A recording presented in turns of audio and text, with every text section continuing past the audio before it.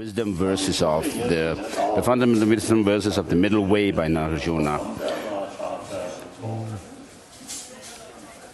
And then homage to the Gautama, who moved by his compassion toward the sacred Dharma to rid us of all views.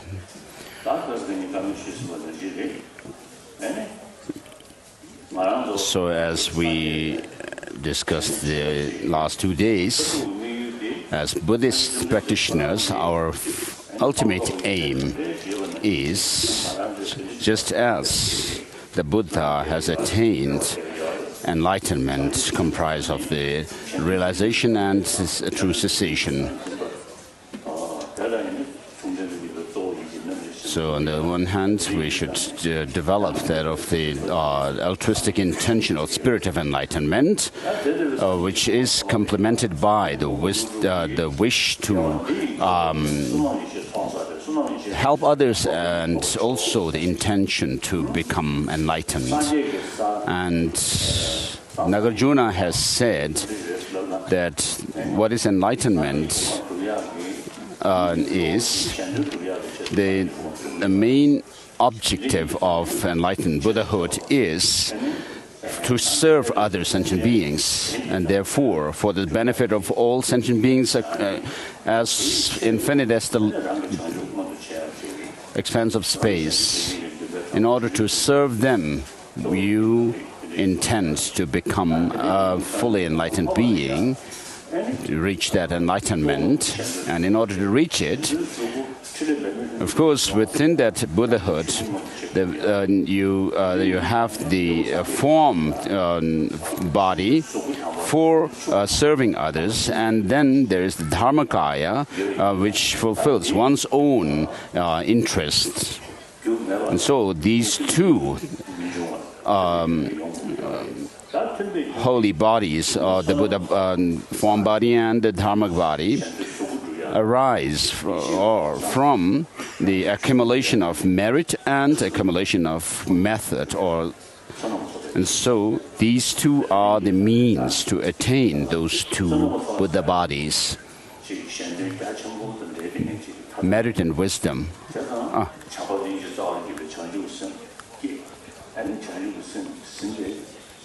So you cultivate bodhicitta with the help of love and compassion, loving kindness, or affectionate love and compassion.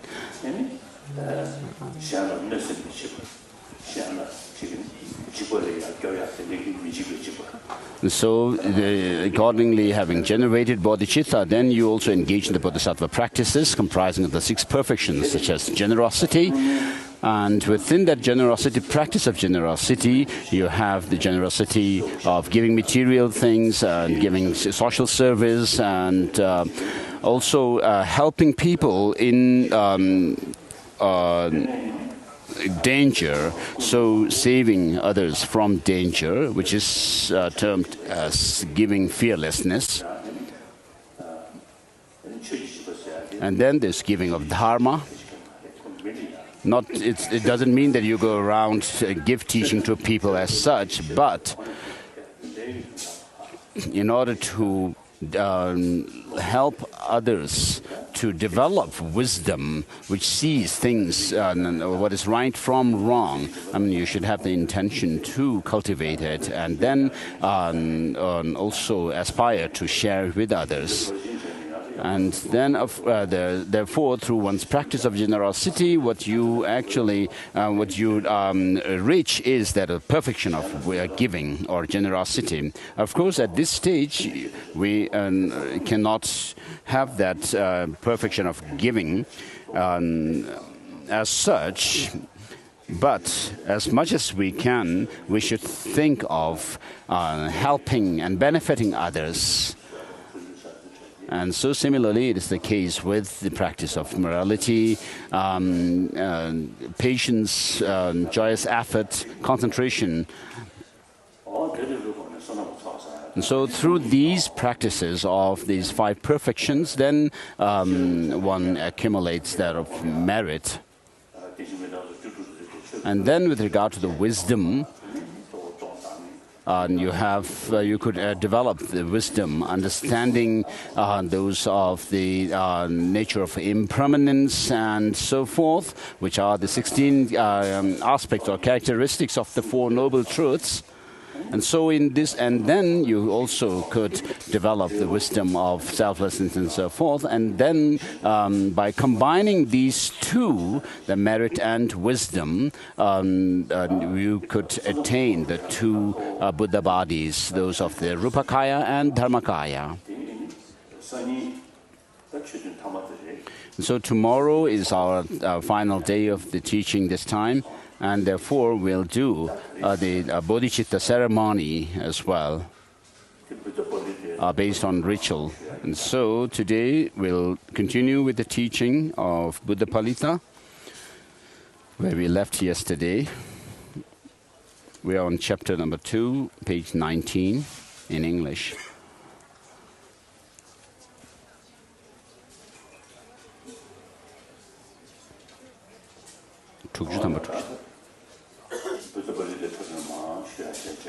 So I'll go through Buddhapalita. Maybe first we should say the blessing for tea. Inconceivable is the qualities of the Buddha, inconceivable the qualities of Dharma, and inconceivable are the Sangha.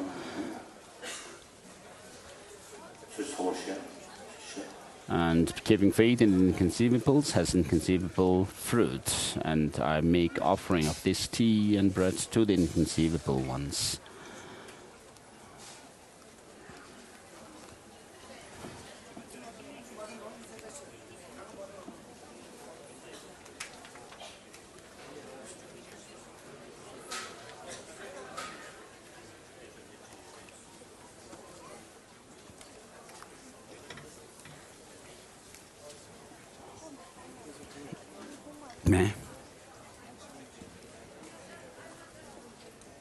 What's this is from Todd for you.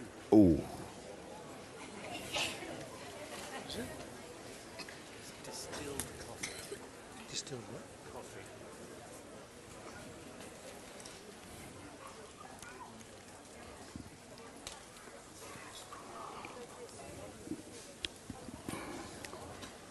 It's strong.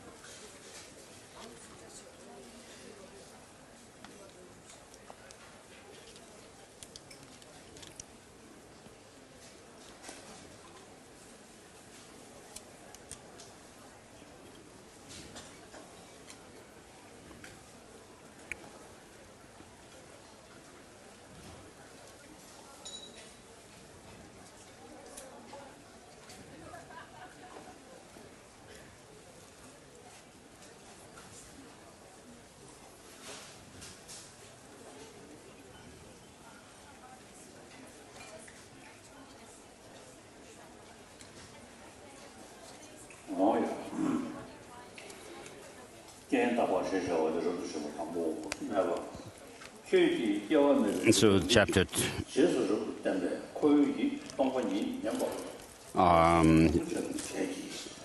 chapter 2, examination of coming and going. Objection or critique. Through your clear presentation of the logic of non-arising, my mind experience is always filled with amazement to listen to emptiness. But how could the world's perception of coming and going be untenable? I respond, first, there is no going where one has gone. Also, there is no going where one has not gone. If one... So if going existed, then the question that arises is whether going exists where one has gone or where one has not gone, then first there is no going where one has gone, because the action of going is already past. So when you try to analyze going or the gone and so forth, in this way you cannot find anything. Also, there is no going where one has not gone, because the action of going has not yet commenced. And then a critique. It is just so. Indeed, going does not exist where one has already gone and where one has not yet gone. However, going exists on that being gone over.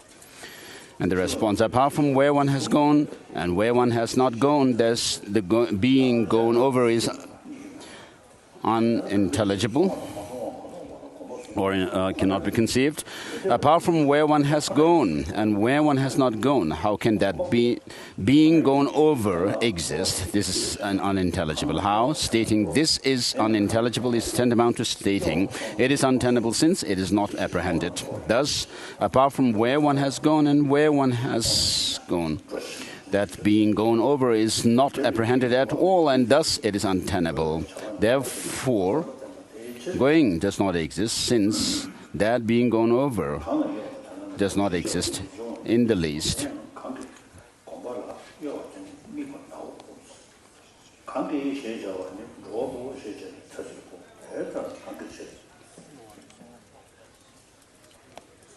So objection 8 exists just on that being gone over, because going exists there. How? Where there is movement, there is going. Further, one's movement exists on that being gone over, and it does not exist where one has gone or not gone. Therefore, going exists on that being gone over.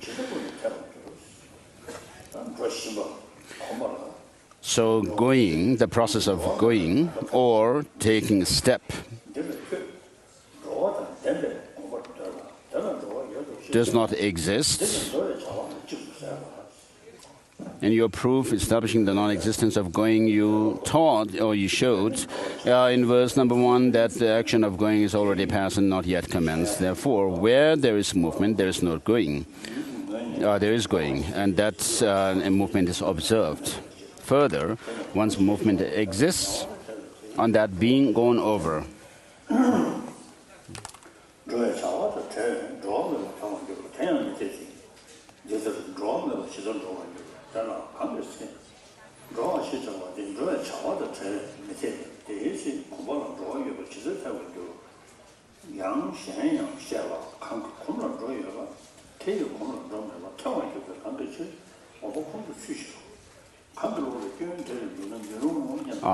How could it be tenable that there is going on that being gone over? When there is no going, then that being gone over is not tenable. Here, you say going exists on that being gone over. For you assert that which possesses going goes on that being gone over.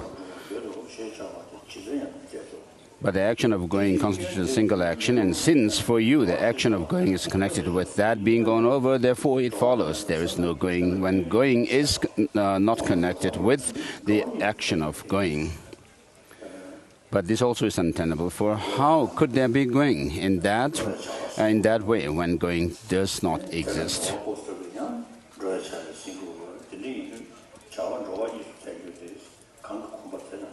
So when you talk about going or gone, you have to talk in relation to an actor, the one who goes, and therefore this would also be there would be logical fallacy.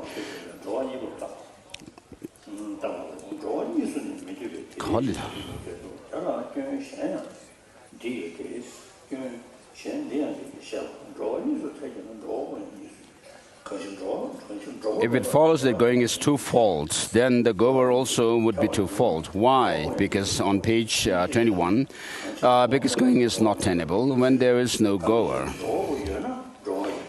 It follows that going is twofold. Then if it follows that going is twofold, then it follows that the goer also would be twofold. Why? Because going is not tenable when there is no goer.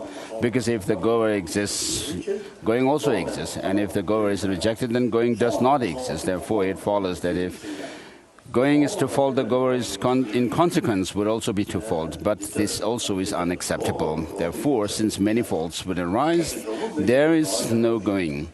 There is no going on that being gone over, because it is untenable to go where one has gone.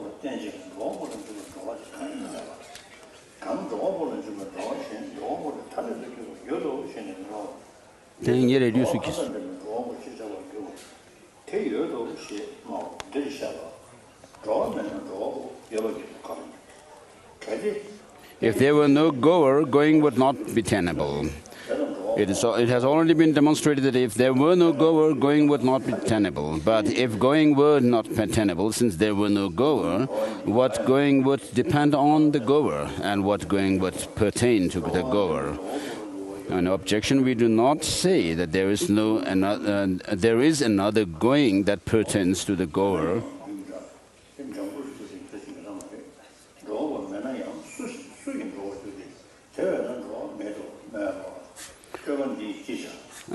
To the goer that is distinct from the goer, we do say those who possess going are called goers, and they exist.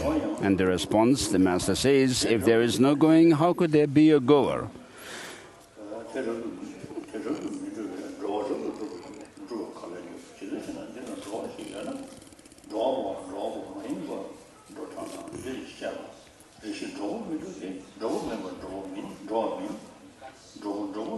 So objection, and then the response, and then the verse after that. Therefore, the goes is not established. Why? Because it is untenable. How? First, how could it be tenable to say the goer goes? When going does not exist, the goer is not tenable at all.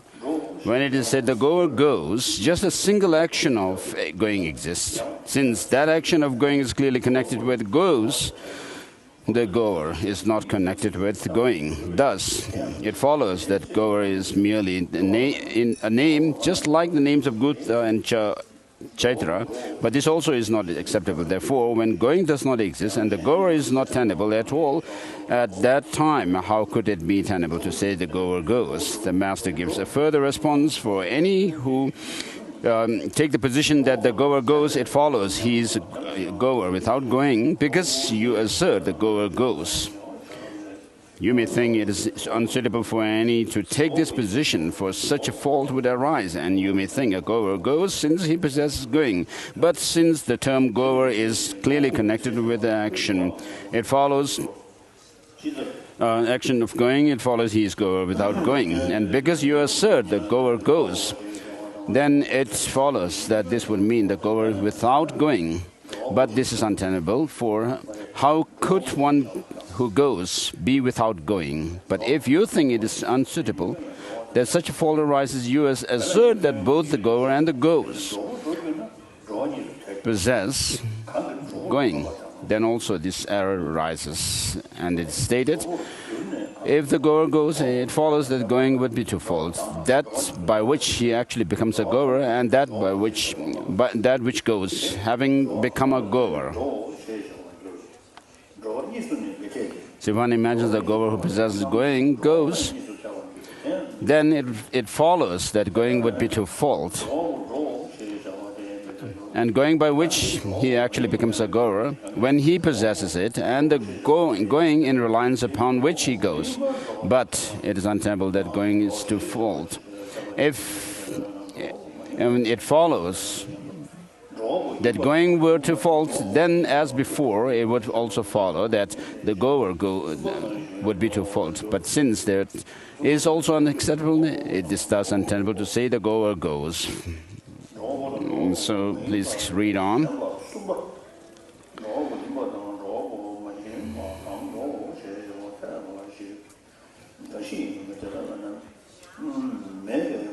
For third person other than the goer or non-goer goes. Therefore, how could it be untenable that a third person that is other than the goer, non-goer, or the goer or non-goer goes?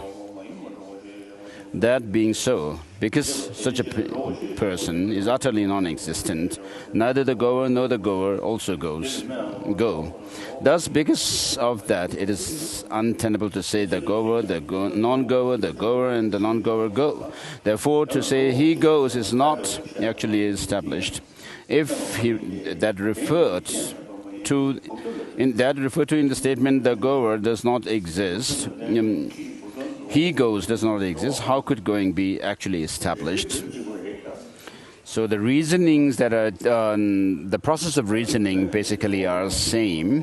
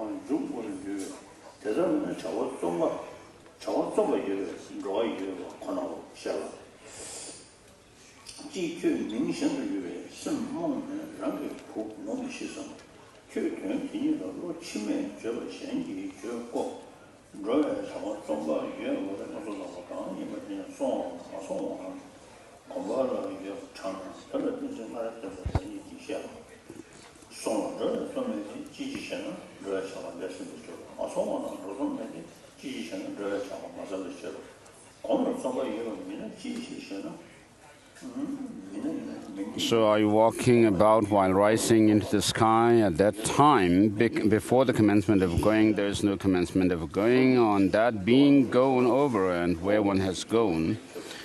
At that time, while resting before the commencement of going, there is no commencement of going on that being gone over, or where one has gone as well.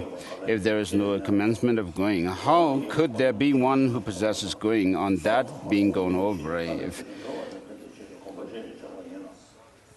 one who possesses going does not exist, how could there be going that has been completed? And then the critic, where one has not gone exists, for there is a commencement of going.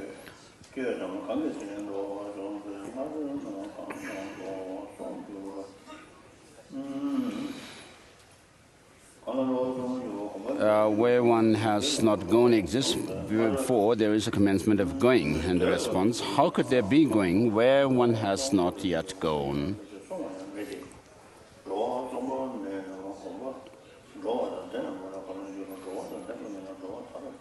Here, any place where one is resting and not yet moving, demarcates where one has not yet gone, for one has not commenced to go there yet.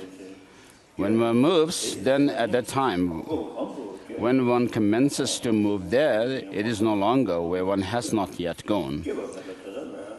But at that time, when it is where one has not yet gone, there is no movement there. That being so, how could there be a commencement of going where one has not gone? We should examine this as follows. When the commencement of going is not observed anywhere, how can where one has gone, that being gone over, and where one has not gone be imagined? When the commencement of going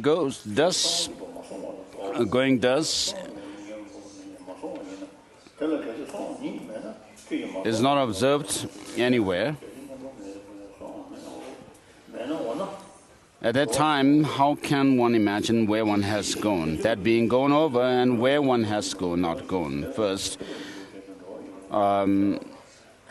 where one has not gone exists. Do you grieve because of your unborn son's death? Or do you consider the non-existence of where one has gone to be where one has not gone? Here, if the opposite of where one has gone is where one has not gone, and where one has gone does not exist, how for you could where one has gone exist? An objection. If where one has gone does not exist, since its opposite does not exist, therefore going is established. Why? Because a state incompatible with it exists. Thus, resting, which is incompatible with going, exists. Therefore, because that which is incompatible with resting exists, going exists.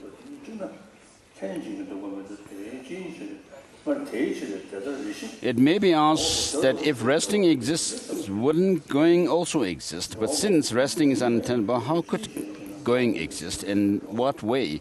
If resting were to exist, is it the goer or non-goer who rests?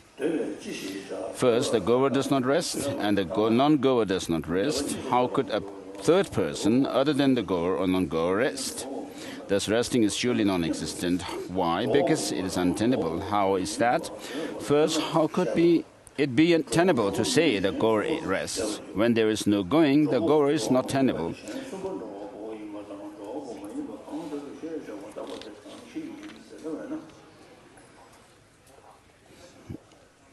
Since someone becomes a goer by possessing the action of going, when there is no going, the goer is not tenable. If the opposite of going is also called resting, then going and resting are incompatible, and these two do not abide together as one. Because of that, how could it be tenable to say the goer rests?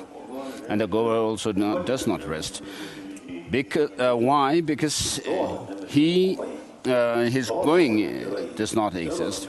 If the opposite of going is called resting, then the non-goer would rest because he is devoid of going.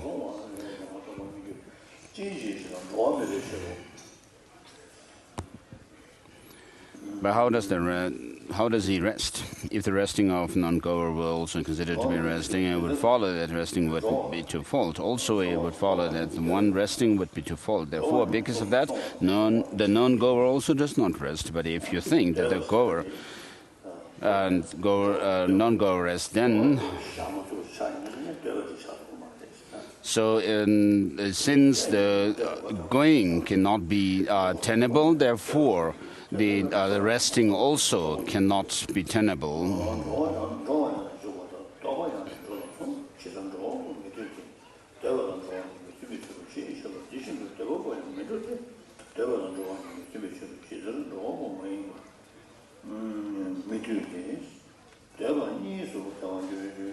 How could a third person other than the goer and non-goer rest? What third person other than the goer and non-goer can be considered to be resting? Thus, because a third person does not exist in the least, so too neither the goer nor the non-goer rest. Moreover, that which is opposite of going is called resting, and if the goer stops, would he stop on that being gone over, where one has gone, or where one has not gone? In that regard, the goer does not stop while on that being gone over, on where one has gone, or where one has not gone. The goer does not rest while on that being gone over. Why? Something is that being gone over because it possesses going. And since the opposite of going is resting and going are incompatible, therefore it is impossible that these two are the same. Therefore, because of that, first, the goer does not stop on that being gone over. Also, the goer does not rest on where one has gone and where one has not gone. Why? Because the goer would be devoid of going. Thus, if the opposite of going and resting and going does not, going is resting and going does not exist where one has gone and not gone, then if going does not exist, how could stopping exist? How could resting exist if the stopping of going did not exist? That being so, resting does not exist on where one has gone or where one has not gone. As with going, beginning and also stopping are similar to going. For that reason, does the goer not rest? It is because both resting and going are incompatible. Similarly, for what reason does the one resting not go? It is because both resting and going are incompatible. For what reason does the non-goer rest? It is because it follows that resting would be twofold. Similarly, for what reason does the one not resting also not go? It is because it would be twofold. It would follow that going would be twofold. For what reason does the goer and the non-goer not rest? It has already been explained, because it is impossible. Similarly, for that what reason? His Holiness says he lost where he was because of sneezing. Similarly, for what reason does the one resting and the one not resting not go? It is because it is impossible. Thus, first, the resting of the goer and the going of the one resting are similar. Now, just as it was said that the commencement of going, where one has gone, where one has not gone, and on that being gone over is untenable, so too the beginning of the resting is untenable on where one has rested, where one has not rested, and where one is resting. Thus, the commencement of going and also the beginning of resting are similar. Now, just as it is stated in the stopping going is not stopping, where one has gone, where one has not gone, and that being gone over, so too stopping resting is not going from where one is resting, because going does not exist. It is also not going from where one is not resting, because going does not exist. It is also not going from where one is resting, because resting and going are not compatible. Thus the stopping of going and the stopping resting are similar.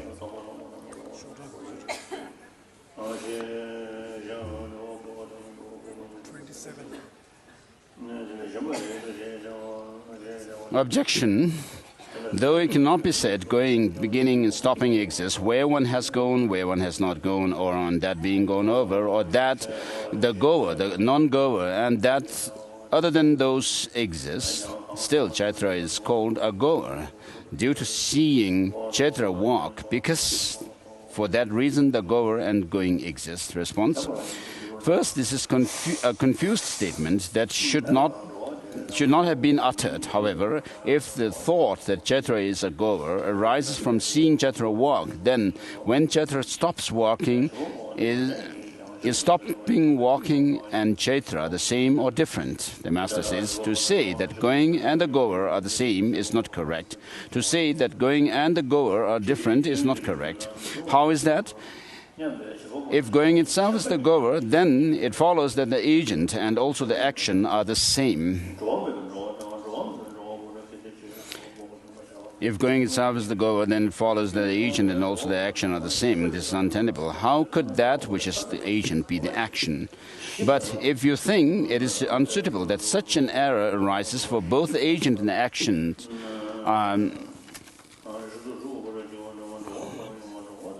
arises for both the agent and action are different, then the Master explains, if you imagine going and the goer to be different, there would be going without a goer and a goer with going. If you see the error in both the agent and the action being the same, and imagine the goer and the going to be different, then going that is distinct from the goer would be baseless and self-established. If going was baseless and self-established, then the goer also would be devoid of going, not reliant on going and self-established. But these two alternatives are completely untenable. How could there be a goer without going and going without a goer? Objection. Do you restrain the murderer alone, but not the act of murder? We do not assert that both the agent and the action are different because they are not established as distinct. Also, we do not assert them to be the same because the action is distinct from the agent. Therefore, because of that, both the agent and the action are established, even though their being the same or different does not exist. And the response is, we do not restrain the murderer alone. Would you extend your hands and vigorously move them while exhaling as you swim in the waters of a mirage? Or would you maintain the view that things exist except for sameness and otherness, which are non-existent states? If they are not established as the same phenomenon or different phenomena, how could these two be established? If both the agent and the action are not established as the same phenomenon and or different phenomena, how could these two be established by something other than these two? Thus, they are mere mental fabrications.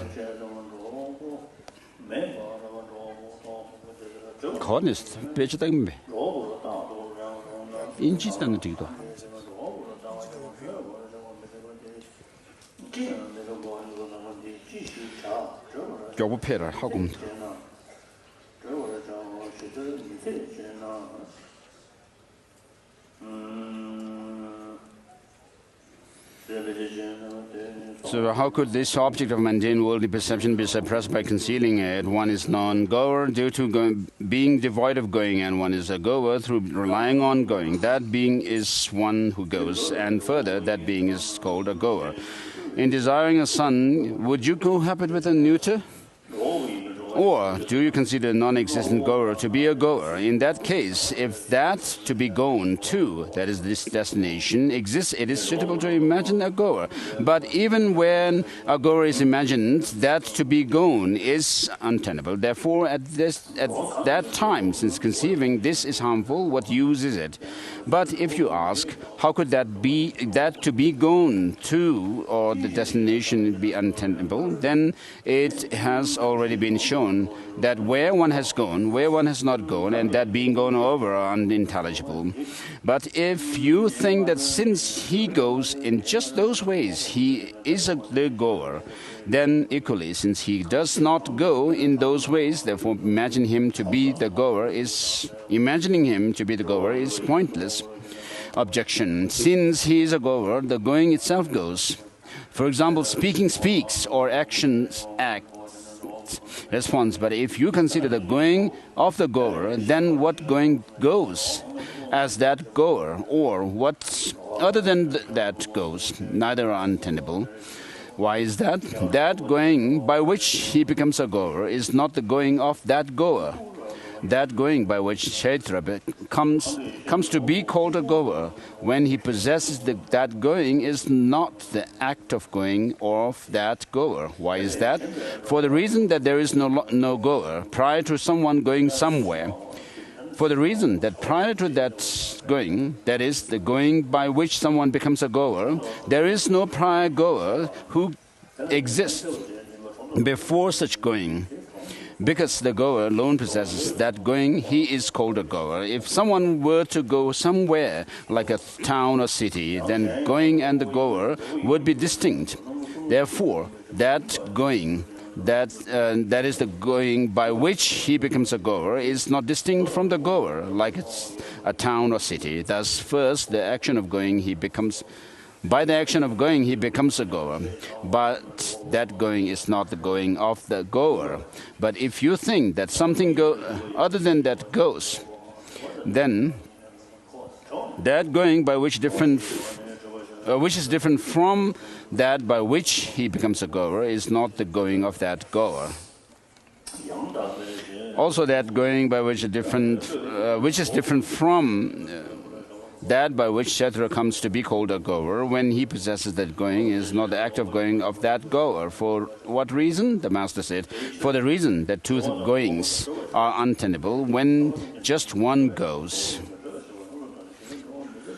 For reason that two goings, that by which one becomes a goer and that which goes, having become a goer, are untenable when just one goes, and so forth. So he's almost finished, second chapter.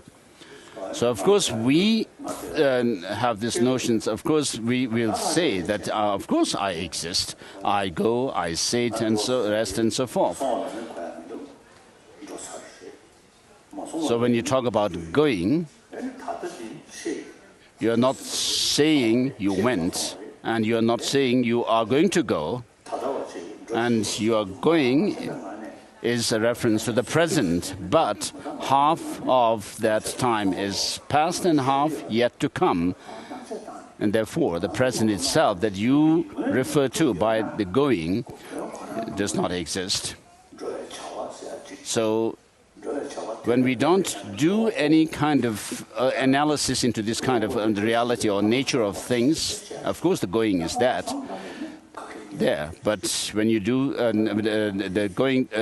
when you do this analysis, then the going and the goer and the crossing over and so forth do not exist. So, of course, to our mind, when we think about the going, the action of going, and the goer and so forth comes to our mind, we have this notion as if these actions, the process of going and so forth, have their own independent, distinct or independent existence, and therefore we grasp at that kind of existence, and accordingly we have the negative emotions of attachment, anger and so forth arise in us, and then we indulge in negative actions of killing and so forth of other beings. And so in this text, for example, you come across the expression not that, not this and so forth. And so all this must be understood in terms of how things do not exist in the ultimate analysis of when we do ultimate analysis into the nature of things, but they still do exist by way of designation. As it is taught by Master Nagarjuna himself in another chapter, where he says, because things are empty because of dependent origination. So, of course, that in the third chapter,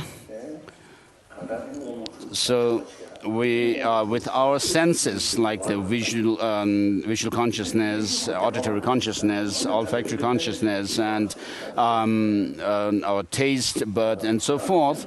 And of course, there are these objects that are experienced: the visual objects, the sounds, the smell, and taste, as well as texture, and then mental objects. So they do appear to as if they have objective existence from their own sides. And so the question or the objection, since you have clearly shown that going is impossible, my mind rejoices in hearing about emptiness. Therefore, now the time has come to teach more of your texture system. More of your system, we shall do just that. And then vision, hearing, smelling, tasting, and so forth.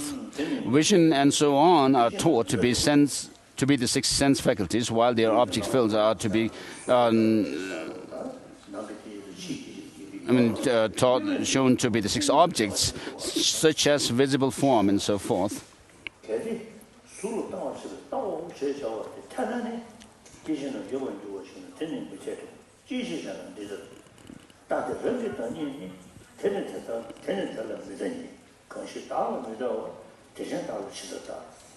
And so if it were accepted to state it is vision, since it sees visible form, then sense base would exist. Basis would exist, but that is impossible. Why is that? The Master, it is said, vision does not see itself at all. If it does not see itself, how could it see others? So of course, with our eyes, we see objects, but the eye does not look at itself. So if the intrinsic nature of things were seen in themselves, then it would be observed in others as well, since they possess that nature. For example, if you observe moisture in water, then you may also observe it in the earth, since it can possess moistness. And if you saw hotness in the fire, then you may also observe it in water, since it can possess hotness.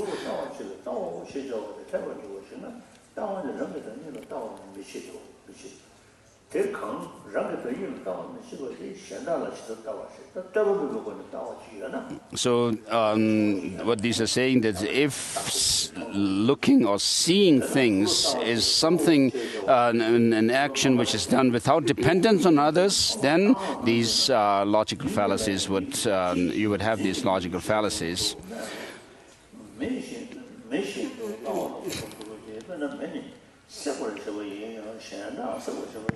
So vision and so on are established in the same manner as fire. For example, though fire burns, it burns others and does not burn itself. So too, though vision sees, it sees others and does not see itself. Whereas once the example of fire is inadequate for the establishment of vision. The term inadequate ultimately means incapable or insufficient. The example of fire formulated by you is inadequate for the establishment of vision. Why is that? Indeed, because in this world it is said that fuel is burned and fire ceases to exist when separated from its fuel. Therefore, fire burns itself and does not burn others.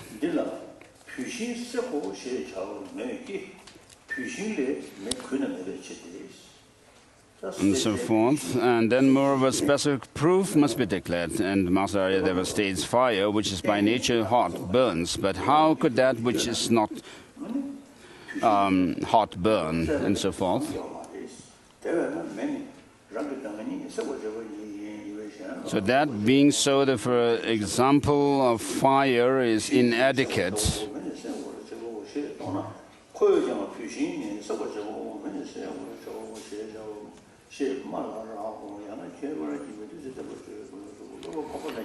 In this regard, if something that fire illuminates both,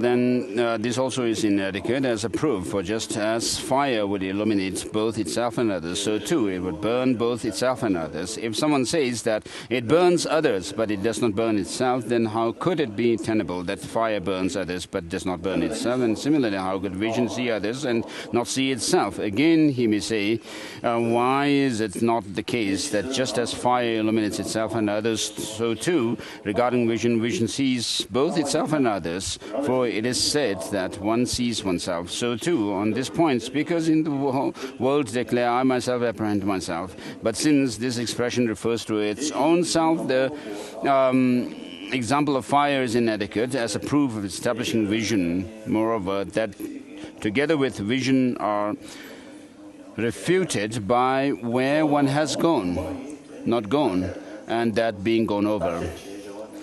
Together with vision refers to that accompanying vision. What is it?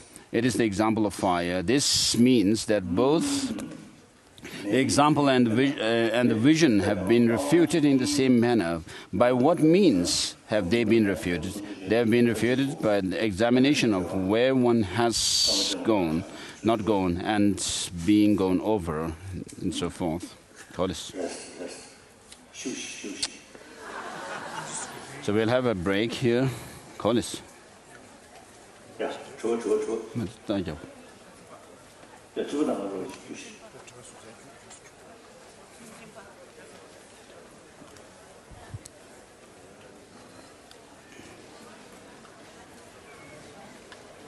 Question? No question?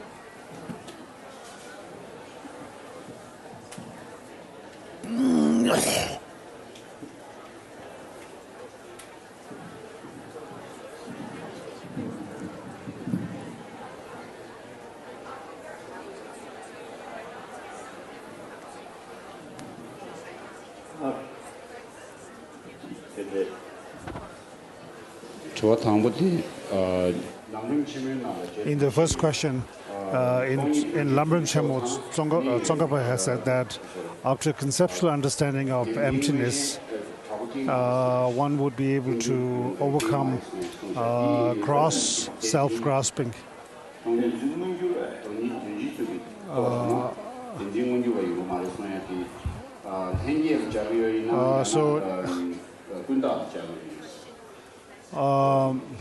So this is this is mentioned in the Lamrim Chemo.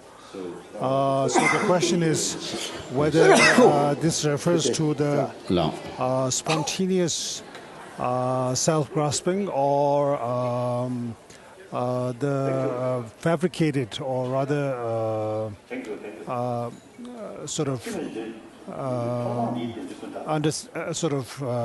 grasping of the self due to mental fabrications. So His Holiness says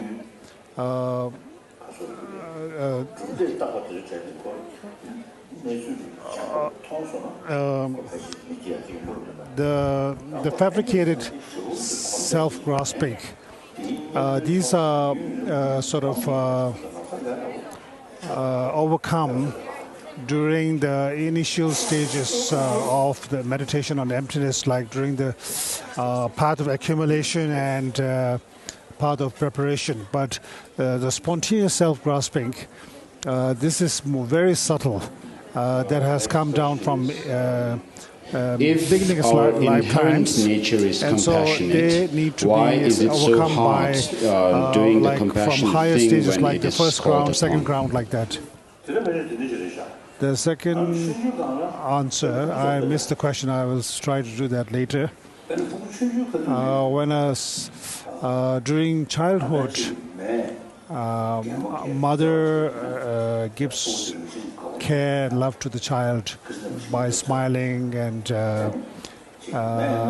showing kindness. And then at the same time, if the mother shows is a little bit stern and simultaneously. Now the children, they play, when they are playing among themselves, they don't talk about what religion they are from or what race they are from, like that. So this shows that these these distinctions are more fabricated, more or less fabricated later on in life. They are not spontaneously there. As one grows up, one then gradually picks up these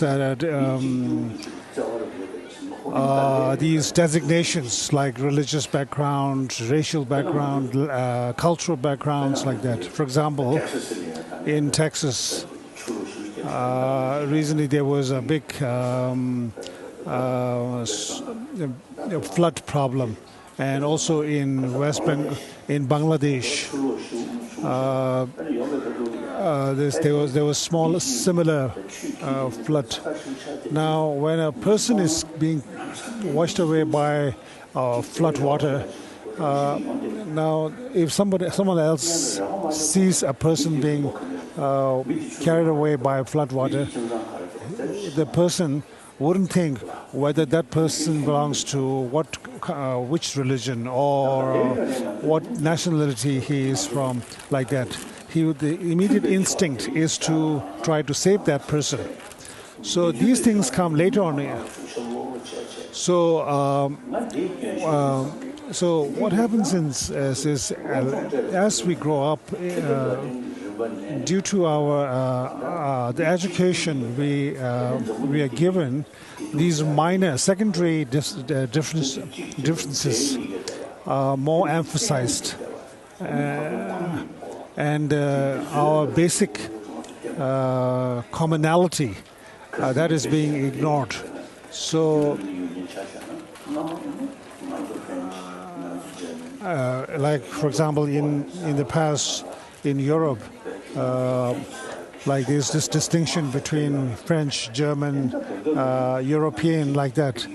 But then afterwards, as they gradually time passed, this sense of European Union came about, and and the former conflicts subsided.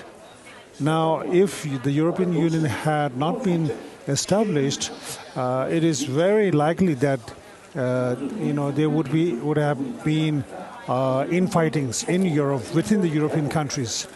The 6 or 7 billion human beings, we have to live together as a global community because we are all human beings.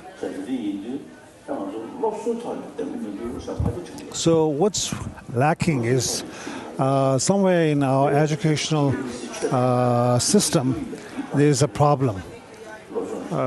There's need for more education, which is emphasized more on the commonality, the sameness, the human, community, our human world. And with the absence of that, our spontaneous brotherhood feeling is sort of put under the ignored, and then the differences are more emphasized, and that's how problems arise. So our education, system of education, should be sort of needs modification through. So on this small planet Earth, whether we are happy or suffering, we live together. For example, if there's an epidemic in one part of the world, and famine like that, it becomes a universal problem. Next question. The London School of Economics and Political Science, and interested in how Buddhist philosophy tackles big questions in political philosophy. What do you believe is the best way to distribute property? I'm socialist. And even furthermore, as far as social economy is concerned, I am Marxist. So, you see, the equal distribution in the Marxist economy, equal distribution, and also the emphasis, right of working class people. I think these are, I think, the Marxist economy is related with moral principle, whereas capitalism only think money, making money. So, socialist economic theory, much better. But former Soviet Union, and now China also, the socialist country, but actually huge gap rich and poor. Some time back, the former president of Israel, one of Nobel laureate, Shimon Peres, wonderful. His English accent a little difficult, but he is really knowledgeable person, a wonderful person.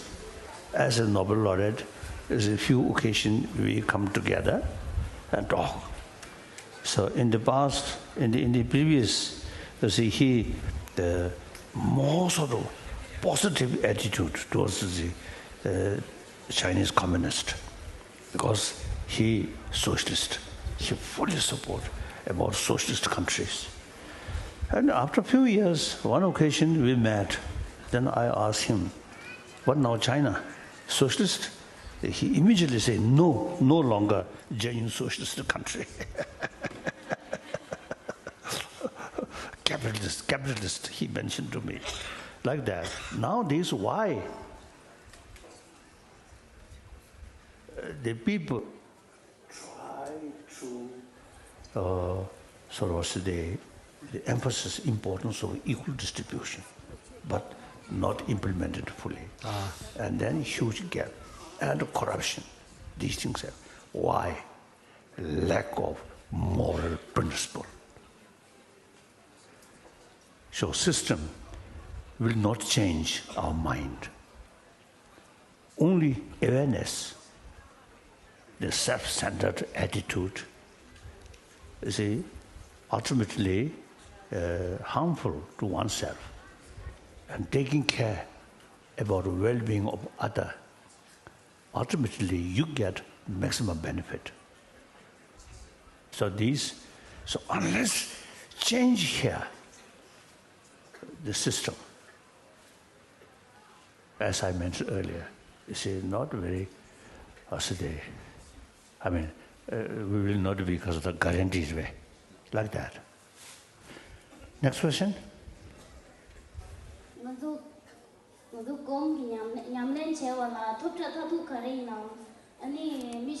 What is the ultimate purpose for practicing meditation? And what is the benefit of meditation for younger generation people of today's time? Mục đích cuối cùng của người tu tập là gì? Chúng ta nên dạy thế nào với những người trẻ tuổi về lợi ích của việc tu tập?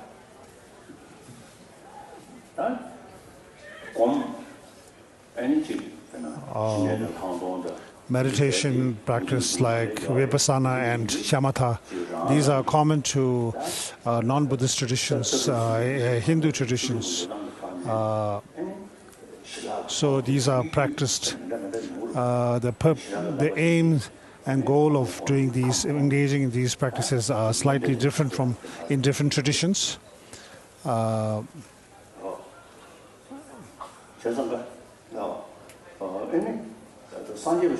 In the Buddhist tradition, if one's purpose of meditation is for one's own liberation, then of course the ultimate goal is liberation from samsara. In the Bodhisattva system, these practices are done primarily for the elimination of the obscuration of knowledge. So the purpose or the goal differs from system to system.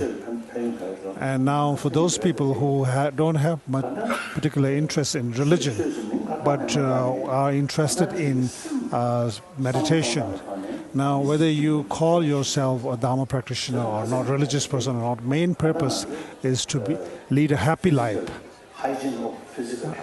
Just like I said previously, we need, just like we need a healthy physical body, we need a hygienic, good, happy mental hygiene. Effective to our mind. Anger come, suspicion come, jealousy come. You cannot enjoy peace of mind. While your mind, too much anger, too much negative emotion. So even, I think you enjoy best tea, best food, you may not feel happy. Even I think a normal tea, normal food, when your mind peaceful, then even not high quality, but you feel, oh, very good. If your mind a little bit agitated, then best food come. So therefore, taking care about our physical, hygiene of physical, as much as we should take care about our emotion. This is nothing to do with religion. Then anyone who pay more attention about our inner value, then various different religious traditions have, you see, they more or less same potential to help, to maintain peace of mind, to increase peace of mind, and use different philosophy like that. So then those people who just because they're not much interested about religion, then okay. No need to become a religious person. But we should take care about your mind, your emotion. That's important.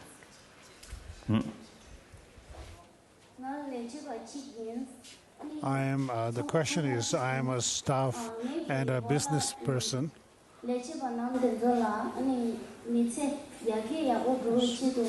So as a business person and a staff in my office, I tried my best to improve my moral life. And the answer is, your action is very good.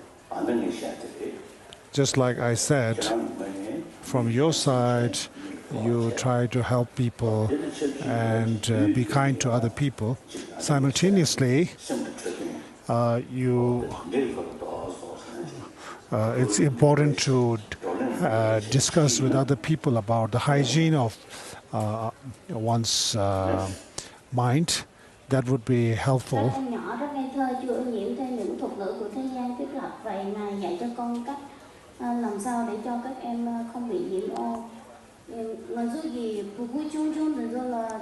Small kids, they have pure mind.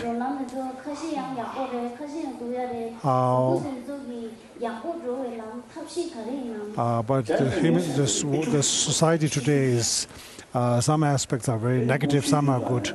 So how to make them progress in the good side? So that's His Holiness said. As I said before, mothers, parents' love and care and giving proper education to the child are very important, especially parents spending more time with their children. For example, breastfeeding by the mother. For example, families, those parents who are a little bit financially better off, they give sort of manufactured milk to their child. These are not really good. As scientists are saying this, they are saying that as after a child's birth, as the child grows up, the child goes through different stages of by the months, and the body needs different levels of different kinds of ingredients, nutrients. These are there in the mother's milk in a natural way. So therefore, real mother's milk and breastfeeding is extremely important, and spending more time, giving more time to one's child, and most importantly, how you are going to educate your child, especially today. The state of the education. To bring compassionate people, compassionate community. And it sort of has a detrimental effect on the child later on in their life. In Dharamsala for 4 days, we can feel the ray of compassion radiating from almost all the Tibetan residents in Dharamsala. Therefore, we wonder how we could cultivate the culture of compassion and cultivate the practice of loving kindness to our people. Tibetan, before Buddhism came, that means I think before 7th century and 8th century. Before that, we Tibetan quite warrior. Carry sword and spear, like ancient Mongol or in Central Asia, like that. Mainly nomad. So it's a nomad, no particular place, and from time to time go different place with sword. And whenever you find some sort of opposition, crash. then eventually Buddha Dharma come. I think start 7th century. Then the serious sort of, the study these things start 8th century. The 8th century Tibetan the Tibetan emperor Trisung Tezeng, he invited at that time one of the best Nalanda master, Shantarakshita. He invited. So Shantarakshita introduced Buddha Dharma according to Nalanda tradition. Nalanda tradition, as I mentioned earlier, use a lot of sort of investigation, not just a belief, not just faith. So then gradually, you see, among Tibetan, there were many scholars, good practitioners, with fuller knowledge. So gradually, some impact to the society. So in Tibet, eventually, we create some kind of Buddhist culture, non-violent, compassionate, like that. So that makes differences. Generally, many Chinese tourists from mainland China visit Tibet. Usually, you see, they found, very nice Tibetan people, very nice, in spite of difficult circumstances. They say that. And number of tourists come here, Dharamsala. See, some of them, when I met, they told me, they spent a few days or few weeks in Dharamsala. They found the most sort of enjoyable sort of period, time. Of course, this Dharamsala facility nowadays better, but otherwise, facility not very good. Particularly toilet, you have to go in the forest. So, so you also, give some dana, some generosity to some mosquito or some insect. But people, really, many people, express to me, they really enjoy here. I think we, Tibetan community, generally speaking, of course, some Tibetan quite a negative. But overall, I think high percentage, more compassionate, more jovial, like that. I think that's our culture through centuries. Next.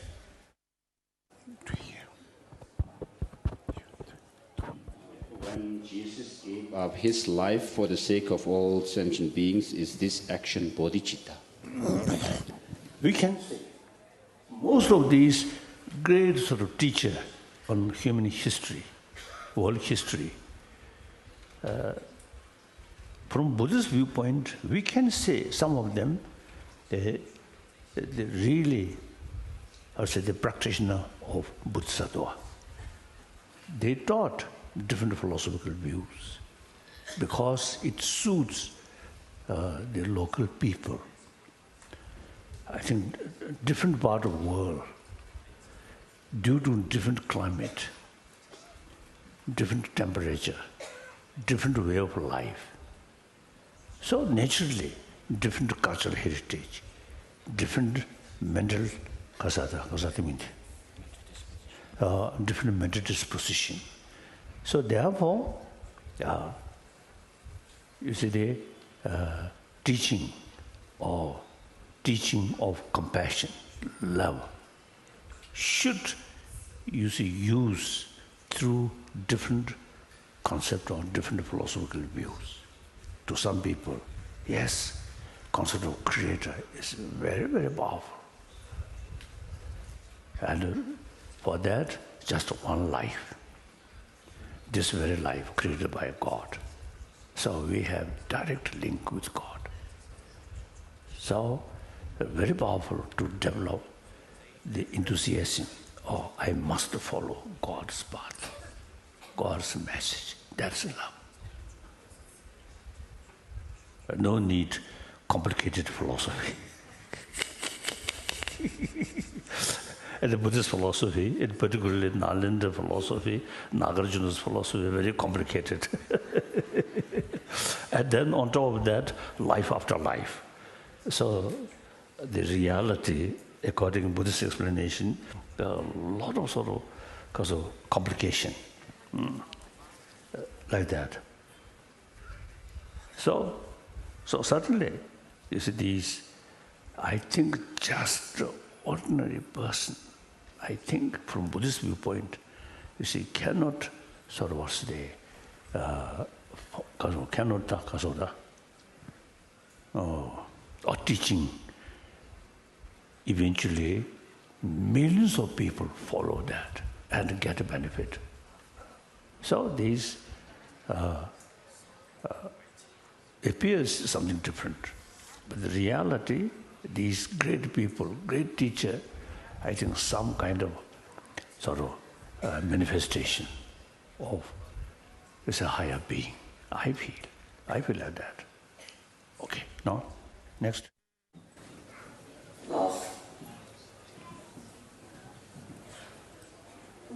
Chỉ đang kiểu anh bây giờ mà sống năng cái đủ lỗ năng đủ nên là suy cái của cái nhị điều đấy nên là suy cái His Holiness gives teaching, and we listen to His Holiness teachings, but sometimes we sort of miss out, but we don't understand Tibetan, and so So does that mean that we are able to receive the transmission when His Holiness is teaching? His Holiness says, yes, you will receive the transmission because you will hear the sound. There's a saying that if you listen to a transmission of a teaching, even if you cannot understand the meaning, if you just listen to the sound, you will receive the transmission. So that's not a problem. And anyway, what can you do if you sort of cannot understand Tibetan? Next question is on this, how to. I think the question is about how to get born in the Pure Land. His Holiness says, I don't know much. Usually we do prayers of the Pure Land to get born in the Pure Land. And but what is important is, before you get born into in the Pure Land, where you are right now, it's better to make that a Pure Land. So make whatever is good, you should enjoy, and that is, don't make yourself sort of unhappy and go through sort of experience suffering in this life.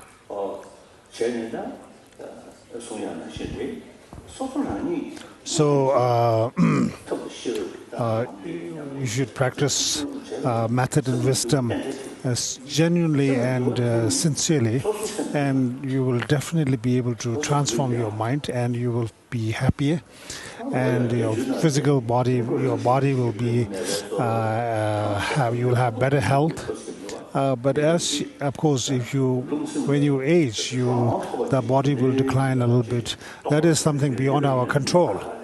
Now, some people who are very highly realized through practice, they have certain control over their the body. That is a different, special case.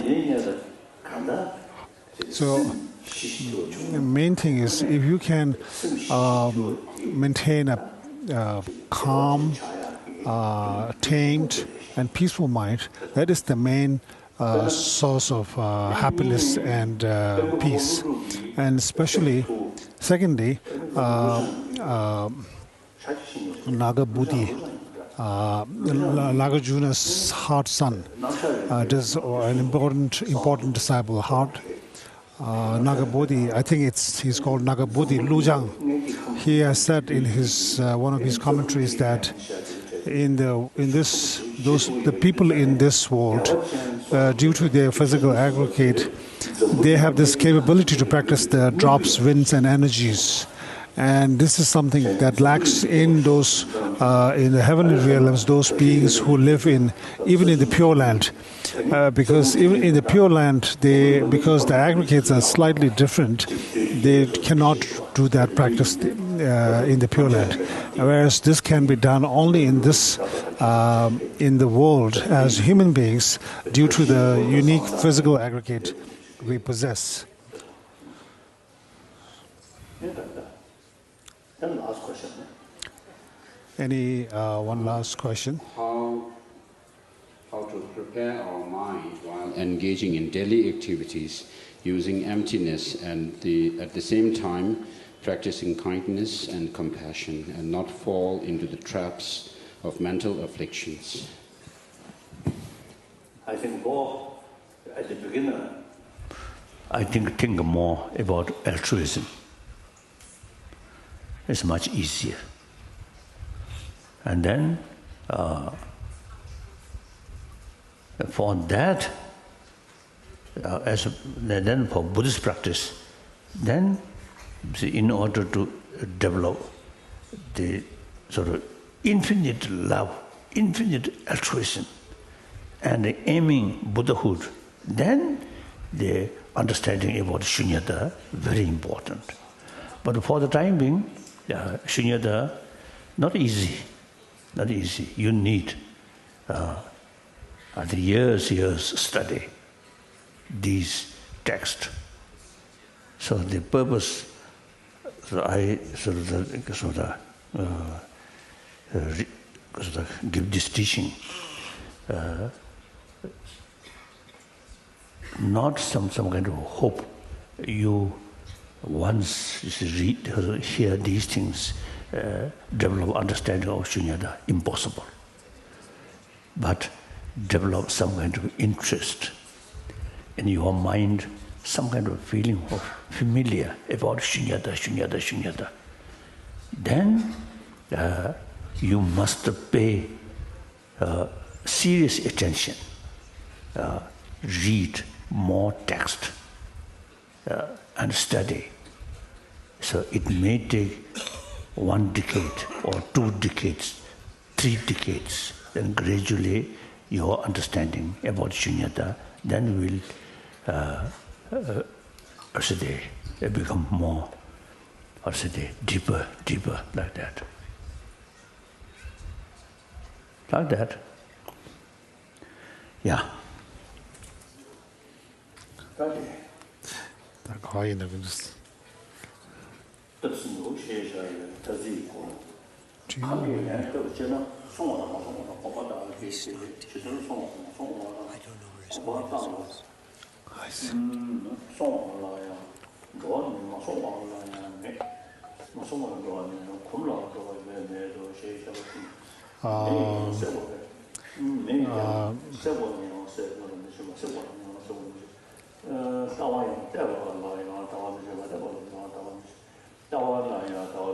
I think we are at page 53.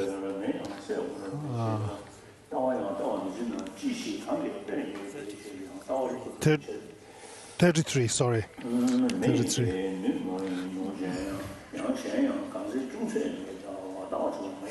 Okay. So I will read through this line. In fact, your statement, it is vision, since it sees visible form, attributes the condition of the action to the agent such that it is vision since it sees. Therefore, it is vision when it sees, but it is not vision when it does not.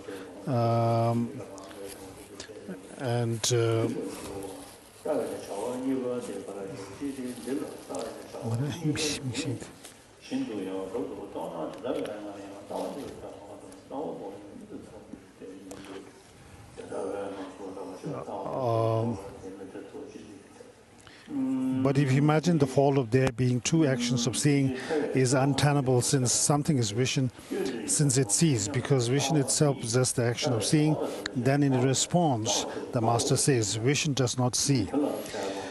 If you imagine that vision sees, then this is illogical, because sees does not possess the action of seeing. But if you think that it is untenable that this error arises, and therefore that sees possess this action of seeing, then in response, non-vision does not see. Page 34. As such, on this point, vision that lacks the action of seeing would not be vision. In that regard, how could that which is not vision see? That is untenable, for how could non-vision see? But if he does not see, even your fingertip would see, but it does not see. That being so, it is also untenable to say non-vision sees. Objection. The condition of the action refers to the action and does not refer to the agent. Due to this, it may be asked, if it is vision, it sees, since it sees, then what then sees? The answer is, it is the seer. Response. One should understand that the seer is explained in the same way as vision. It was said, vision does not see itself at all. If it does not see itself, how could it see others? The statement that it is vision it sees has already been refuted, and just this refutation of vision is the refutation of the seer. Why is that? Why is that? Here, no alternate explanation is required, because these words rebut the assertion the I is a seer and absolutely negate this assertion that the self is a seer. Whether vision is considered to be the seer or the self is considered to be the seer, the reason refuting either is the same. Here, there is another fault. If the seer sees with his vision, in consequence, there would be three seeings. Objection. What use it is for one to say vision sees or the seer sees? Vision with which one sees existent entities such as a vase or a cloth does exist. Response. Are you guideless and confused in the wilderness, or do you assert that objects of seeing and vision exist without a seer? There is no seer whether vision exists or not. When there is no seer, how could the objects seen and vision exist? It was earlier stated, he is a seer when he sees, but he is not a seer when he does not see. Therefore, he is a seer because he possesses seeing. But one cannot say the seer sees, because two actions of seeing does not exist. Thus, first, there is no seer, since if vision exists, he is not a seer. Page 35. Now also it is said that he who is not a seer does not see, because he lacks the action of seeing. So too there is no seer if vision does not exist. Though it is tenable that vision either exists or does not exist. When there is no seer, how for you could the object seen and vision exists? Thus something becomes an object seen due to that which sees, but that which sees does not exist. If it does not exist, how then does vision arise? If it does not see, how could there be an object seen? That which sees by any means is vision of something, but that which sees does not exist. If it does not exist, how then does vision arise? If it does not see, how could there be an object seen? If it sees and there is no seer, then the object seen and the vision are untenable. Therefore, sense basis do not exist. Objection. Sense basis exists. Why? Because consciousness exists. Thus, a consciousness which observes object exists. Because consciousness exists, sense basis also exists. Response. Because the object seen and the vision do not exist, the four such as consciousness do not exist. How then could grasping and so on come to exist?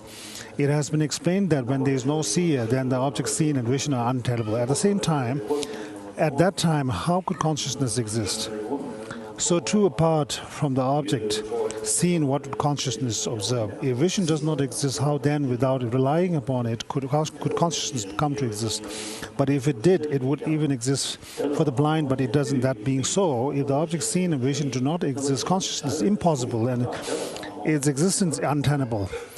If consciousness does not exist, how could contact, sparsha, exist? If context does not exist, how could feeling exist? If feeling does not exist, how could craving exist? Similarly, how could grasping exist? Grasping, existent, birth, aging, and death exist also, or death also exists. Therefore, sense bases do not exist. Yeah, the Holiness. 35. Delis. The Bhagwan also stated, noble Shravakas. So His Holiness says, things exist to us as if they are existing inherently, but if they do exist as they appear, in Ratnavali, Aryadeva has said that things are like illusions, like a mirage. If that is so, and if things are really like inherent, then if you analyze, they should become more and more solid. But it is not the case. The more you analyze in the ultimate analysis, they disintegrate. They lose their identity and entity. So therefore, everything is nominal, merely designated, just mere names, like mirage. The Bhagwan, now back to the text.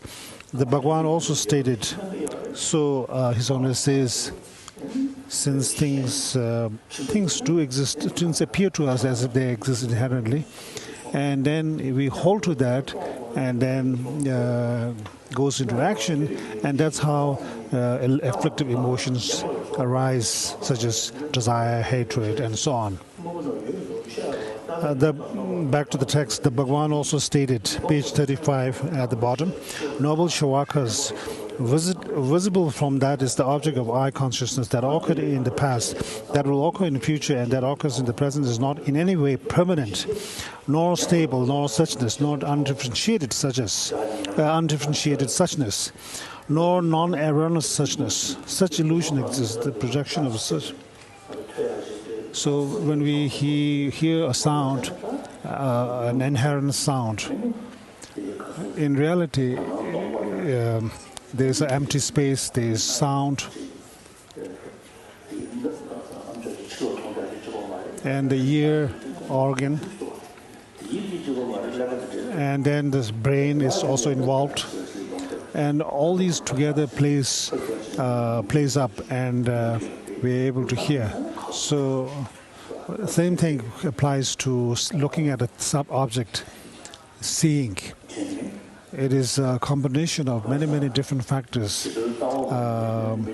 as a result of which one is able to see something. So many different factors come together to make something happen. Page 36, response.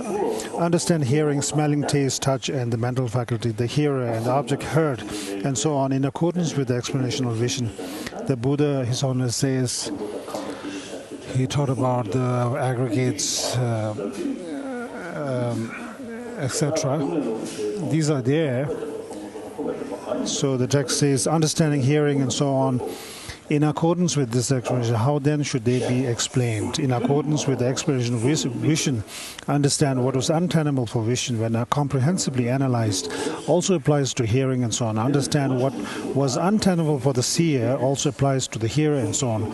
Understand what was untenable for a visible object also applies to an audible object and so on. If this is done, you will understand how emptiness is established for the same basis. This completes the third chapter called Examination of Basis. So, His Holiness says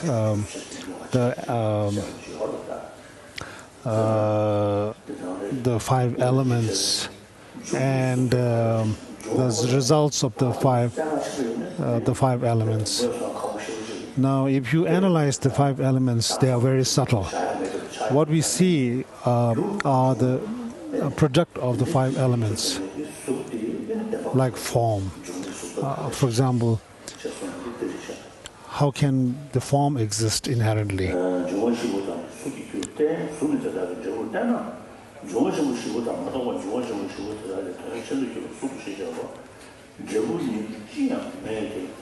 So next we are on chapter 4, page 37. Form separates from the cause of form is not observed. If the four great elements are said to be the cause of form, and form is said to be their effect, then form that is separate from the form, four great elements would exist, yet there is no resultant form that is distinct from the four great elements. Thus form is untenable. Objection. First, the primary elements exist because the cause of form exists. Since the effect also exists, form is actually established. Response. A cause of form separate from form is not seen. Something that is separate from form but said to be the cause of form is not seen. It has already been mentioned that form is untenable, and because such form is untenable, so too the cause of form is untenable. Objection. You deny the effect in dependence on a cause, and you deny the cause in dependence on an effect. Therefore, in dependence upon what do you deny the other? But some do exist, and if one exists, then the other also is established. Response. You cannot say that the other exists. Why? In this case, if form were separate from the causes of form, it would follow that form is without a cause. But there is no object anywhere that is without a cause. If an effect exists, even though it exists, its cause had been eliminated, then at that time it would be causeless. But no object anywhere has been seen or shown to be without a cause. Otherwise, it would absurdly follow that everything would be eternally arise from everything, and the causal process would be pointless. Moreover, when form exists, I'm jumping a little bit to catch up. Sometimes I have to skip some sections. Moreover, when form exists, the cause of form is not possible. When form, page 38, when form does not exist, the cause of form is not possible. When you examine the cause of form, either you examine it when form exists or otherwise where form does not exist. But when form exists, the cause of form is not possible, and when form does not exist, it is also not possible. First, when form exists, it is impossible for what would its cause be once it exists. But even when it exists, if the action of its cause were required, then such action would never not be required. But this cannot be accepted, for when form exists, the cause of form is impossible. And also, when form does not exist, the cause of form is impossible, for when form does not exist, what would it be the cause of?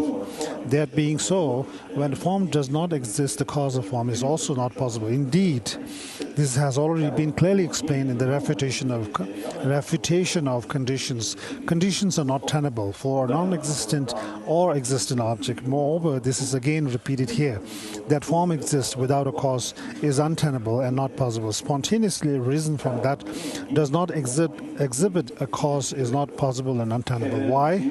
Because otherwise it would absurdly follow that everything would eternally arise, and the fault occur that the causal process would be pointless. That being so, frequently emphasized that one should hold the view that causelessness is untenable and impossible because it is totally defective. Therefore, one should never fabricate conceptions about form. Because in fact, form is not observed apart from the cause of form. The cause of form is impossible whether form exists or not, and form without a cause is untenable, impossible. It is fitting that those endowed with wisdom such as yours, who desire to comprehend reality, should never fabricate conceptions about form. How then could it be fitting to hold such opinions about things which are not established? Moreover,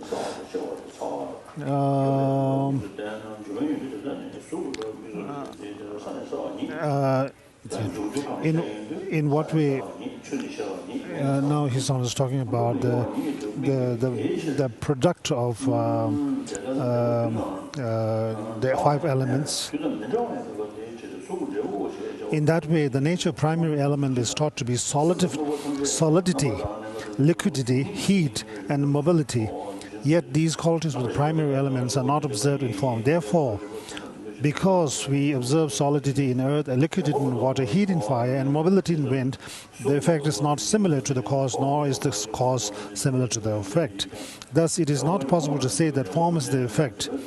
Feeling, discernment, formation, and mind, as well as all things in every respect, are just the same as form itself. Feeling, discernment, formation, and consciousness are impossible in just the same way as a form is impossible. And just as form does not exist separate from the primary elements, so too feeling does not exist separate from contact. Just as the cause of form does not exist separate from the form, so too contact does not exist separate from feeling. Page 40.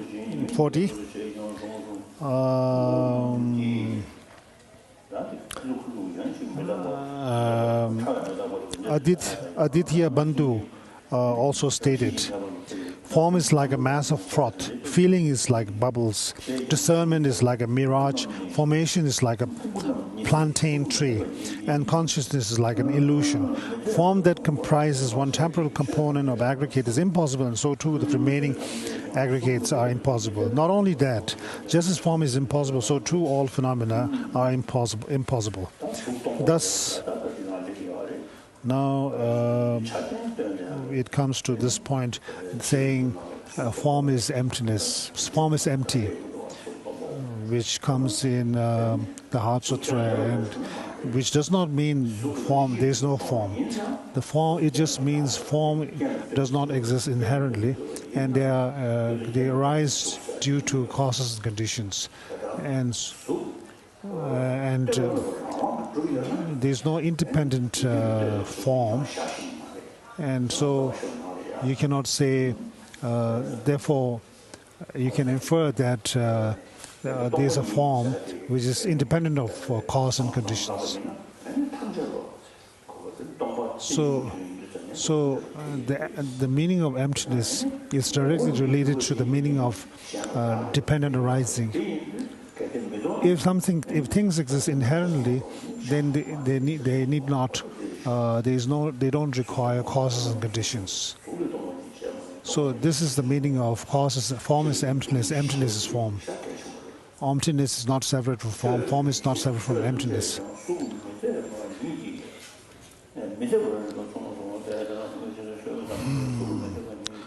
Back to the text, page 40. In the middle, thus because phenomena are untenable, since form is untenable. Therefore, when debate is made in terms of emptiness, they may utter various refutations, but all their responses are not a refutation. They are identical to the point yet to be proven. So, to those who preach the philosophy of emptiness, they become like irrefutable. No one can sort of refute such a position. So this is what is being explained in these lines. When debate is made in terms of emptiness and there's no discussion, there's discussion arguing against it. Such refutations speak in terms of what is not emptiness. But at that time, all such responses are not refutations. Why?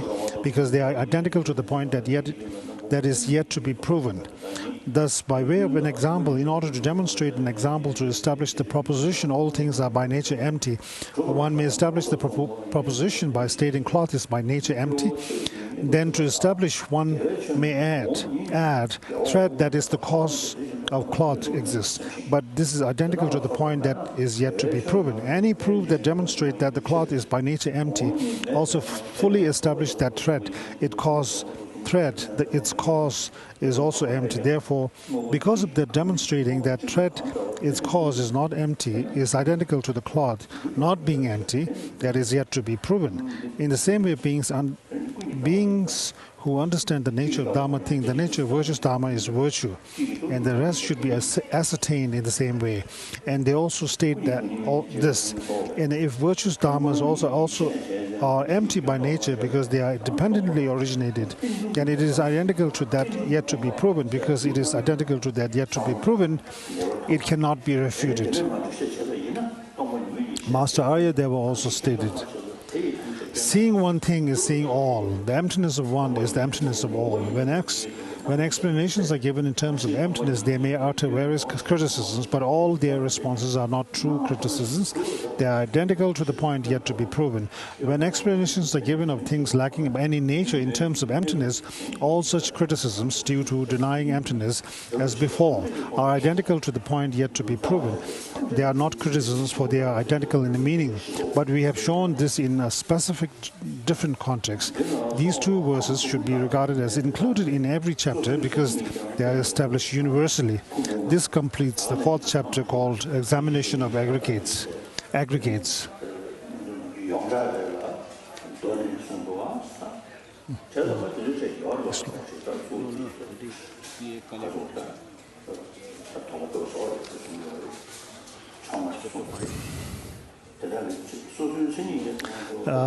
Page 42. Buddhapalita's commentary on Nagarjuna's Middle Way, Chapter 5, Examination of Elements. Objection. In this chapter, the 6 elements, such as earth and so on, are taught, and their individuals' defining characteristics are also taught. The defining characteristics of space is non-obstruction, but since it is unreasonable to teach that non-things have defining characteristics, space exists because it is defining characteristics. Just as space exists, so too the remaining elements exist because their defining characteristics exist. Response.